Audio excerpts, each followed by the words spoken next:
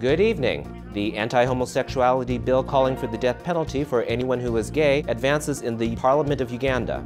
Worldwide condemnation against the bill erupts. Stepping out of the shadow of its bigger sister, San Francisco, the San Jose Pride organization continues their celebration in August. President Steve Bass has more details. Talk show host Gabrielle Antolovich from Perspectives on Healthy Living stops by to talk with Jay Raley on the effect of recreational drugs on the gay community. And get set for over 230 LGBT films. Frameline turns 35 with the San Francisco International LGBT Film Festival on this June 2011 edition of Outlook Video.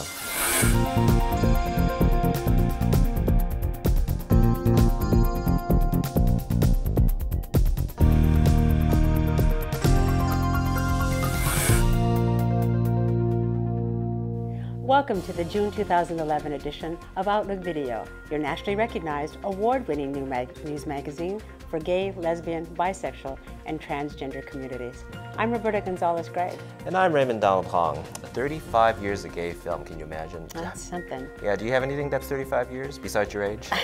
Thank you, Raymond. But I do have a pair of bell-bottom jeans, remember those? Yeah. Well, we'll have more on the film festival, but first Johnny Zych talks with San Jose Pride President Steve Bass on their plans for this year's Pride celebration in San Jose, scheduled to take place later in the summer on August 20 and 21. Is the San Jose summer cooler in August? It's actually really bright and sunny and, yeah, a little bit cooler, but you know what? Last year was just perfect to bring out a crowd. Good celebration. But now, coming back to our program, user. It's a four-letter word for addiction. Jay Raley talks with the executive director of Voices United and host of her own weekly TV show on Create TV San Jose, Perspectives on Healthy Living, Gabrielle Antonovich. She will talk with Jay about substance use and its effect within the gay and lesbian community. And as we mentioned earlier, Frameline reaches its 35-year milestone with 11 days of the San Francisco International LGBT Film Festival. We have Alice Heimsoth and Eric Chong in San Francisco to give you a sneak preview of just the tip of the iceberg of the films in this mother of all gay film festivals later in the half hour. But first, we start with the latest update on the anti-homosexuality bill in Uganda. Outlook Video has learned the anti-gay bill that was shelved in the Uganda parliament is back on the floor of the legislature. Response worldwide from the public and several countries, including the United States, to the Ugandan president has been overwhelmingly against this bill that calls for the death penalty for any gay person in Uganda and imprisonment for anyone who neglects to report anyone they know who is gay. As we are taping this program on a Thursday night, it is Friday morning in Uganda, where the parliament in Uganda is about to reconvene. The bill is very draconian, and David Bahati, the person who's behind the bill, has admitted that he wants to, quote, kill every last gay person. We'll keep you up to date as more details develop. But on a lighter note, and coming up next, Steve Bass from San Jose Pride. Hi, I'm Naya Rivera, and you're watching Outlook Video. 40 years ago, a few dozen people organized and congregated for the first gay rights rally in San Jose. And since that day, in 1971, tens of thousands gather annually to celebrate San Jose Pride at Discover Meadow Park on San Carlos Street. Steve Bass, president of San Jose Pride, joins me in the studio tonight. Steve, thanks for joining us. Thank you for having me. I hear it's moved out of June now. That's right. We've moved it from June to August 20th and 21st this year. Okay, and so why the big move? Well, actually, the move started last year. It was the first year that we did it. Pride Month was usually in June, and we were the month or the week before San Francisco Pride. Right. And so we were kind of San Francisco Pride's younger step brother in a way.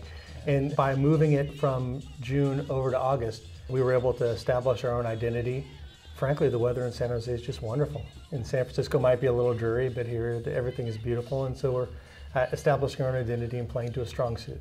Last year, one of the big things was that the parade had disappeared. Mm-hmm. Is the parade coming back? What's going on with the? Well, like many community organizations, a lot of what we can do, the programs we can put on, are a function of money. Mm-hmm. And if we have the money to do it, then we can. Putting on the parade is roughly about $18,000. And we applied for grants with the city, and that was not very successful.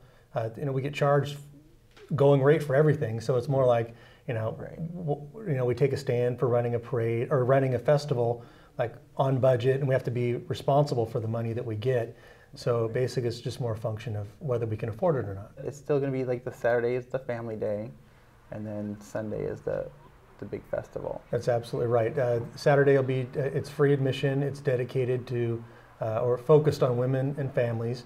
And then Sunday is name brand entertainment, and then it's $15 to get in. You said entertainment. Has there anything been booked for entertainment this year?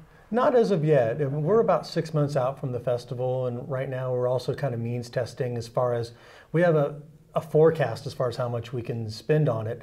Okay.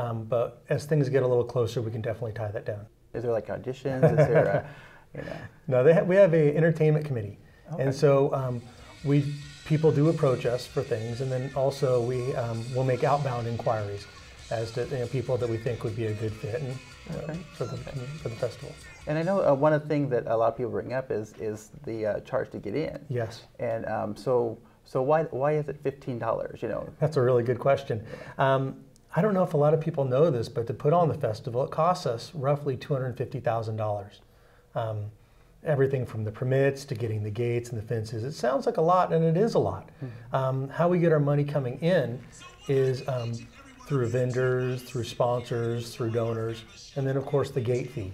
I know that during these times people have a hard time spending $15, but please understand it goes to a very worthwhile cause, something that we take a stand for in the community. And there are other options. So if people don't want to spend the $15, you can go on Saturday and buy an admission ticket for Sunday for $10. Or one thing that serves both people or both organizations is that you can volunteer. And if you volunteer to do a shift, then you get in for free. We have tons of volunteer opportunities, everything from running a beverage booth to taking tickets to the gate to running a lost and found or giving directions. The great thing about the festival is that I believe the most recent census figures are that San Jose is like in the top 10 major cities in the United States.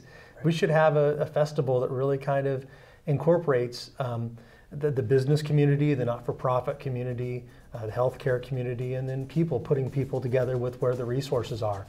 Great. It's, in order to have a really vital community, a live community, it's really wonderful to get everybody and give them opportunities to become involved. Well, thank you so much for coming on our show. The San Jose Pride Festival will take place on August 20th and 21st at Discover Meadow Park on San Carlos Street. For more information, go to sanjosepride.com. We love to get mail from you. Email us at comments@outlookvideo.org. To contact us by phone, call 408-293-3040, extension 205. Visit our website at outlookvideo.org. Subscribe to our YouTube channel at youtube.com/outlookvideo. And connect with us at facebook.com/outlookvideo.